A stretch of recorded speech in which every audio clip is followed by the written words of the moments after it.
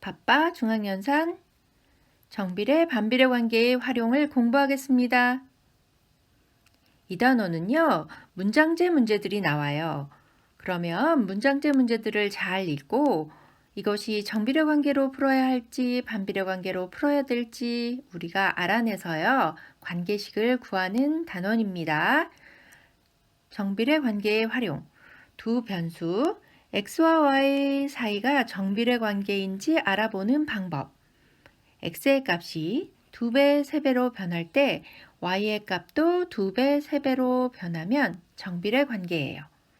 또 x분의 y의 값이 일정하거나 x 대 y의 b가 일정한 경우도 정비례 관계입니다.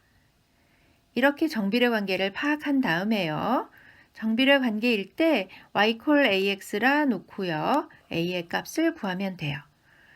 1분에 3리터씩 나오는 수도꼭지에서 x분 동안 나오는 물의 양을 y리터라고 합니다.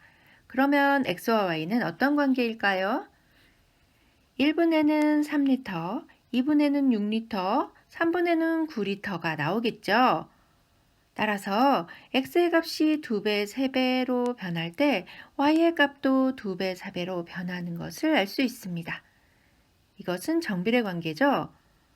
그래서 y 콜 ax에 대입하면요. a가 3이 되고 관계식은 y 콜 3x가 되는 겁니다. 반비례 관계의 활용. 두 변수 x와 y 사이가 반비례 관계인지 알아보는 방법. x의 값이 2배, 3배로 변할 때 y의 값이 2분의 1배, 3분의 1배로 변하는 경우는 반비례 관계예요. 또는 x 곱하기 y의 값이 일정한 경우가 반비례 관계입니다. 반비례 관계일 때는요, y 콜 x분의 a로 놓고요, a의 값을 구하면 돼요. 문제를 보겠습니다. 48개의 과자를 x명이 나눠 먹겠대요. 그러면 한 명당 y개씩 먹을 수 있다고 할 때 x와 y는 어떤 관계일까요? 사람 수가 2배로 늘면요. 과자의 개수는 2분의 1배로 작아지죠? 한 명이 먹으면 48개 먹을 수 있는데요. 2명이 먹으면 24개 먹잖아요. 3명이 먹으면 16개밖에 못 먹습니다. 이렇게 x의 값이 2배, 3배로 변할 때 y의 값이 2분의 1배, 3분의 1배로 변하면요. 반비례 관계식 y 콜 x분의 a에 대입해서요. a의 값은 1 곱하기 48 해서 48이 되고요. 관계식은 y는 x분의 48이 됩니다. 꿀팁을 보겠습니다. 정비례 반비례 관계에서요. 흔히 톱니바퀴 문제가 나와요. 작은 톱니바퀴를 A라고 둘게요. 그리고 큰 톱니바퀴를 B라고 두면요. 이 톱니바퀴 문제가 정비례 관계일까 반비례 관계일까 생각할 필요가 없어요.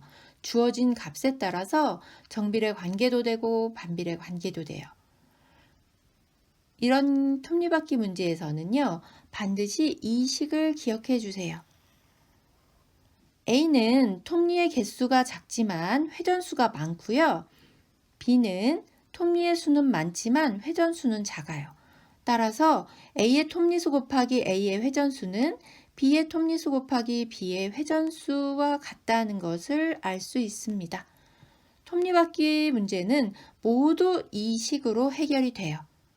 그러니까 여러분 이 식을 잊지 말아주세요. 실수 코너 볼게요. 반비례 관계를요. x값이 증가할 때 y값이 감소하는 관계라고 생각하는 친구들이 있어요. 표를 보겠습니다. x가 2배, 3배, 4배로 변했어요. 그런데 y의 값은 감소하고 있죠, 여러분? 그래서 이걸 반비례 관계라고 생각하는 거예요, 친구들이. 그렇지만 y의 값이 지금 2배가 되었어요. 곱하기 2 하면 되잖아요. 이것도 3배입니다. 곱하기 3 하면 됩니다. 그래서 이런 관계는 반비례 관계가 아니라 정비례 관계입니다. 착각하면 안 되겠어요, 여러분. 구독, 좋아요 꾹 눌러주세요. 안녕.